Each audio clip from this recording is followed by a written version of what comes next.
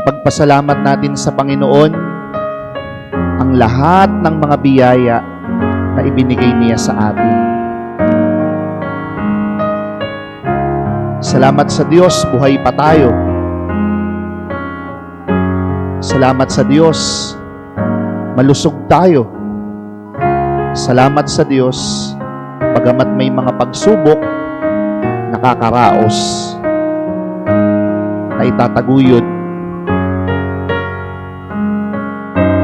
hindi sumusuko.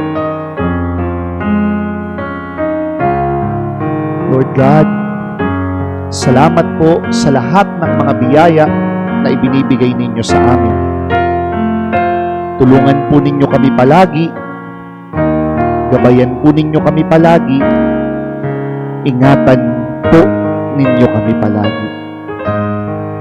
Lalo na po yung mga kasama namin na nanghihina,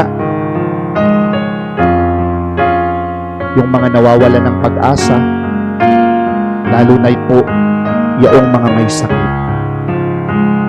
Gabayan po ninyo kaming lahat at dalhin sa kung saan kami nararapat.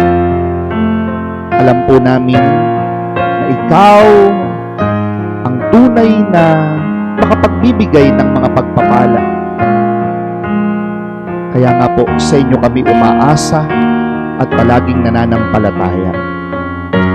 Ibuin po ninyo ang aming puso, lalo na kung ito ay nanlalamig, kung ito ay puno ng galit, kung ito ay puno ng masasamang emosyon na bumabalot at kumakain sa amin. Ikaw na po, Panginoon, ang bahala.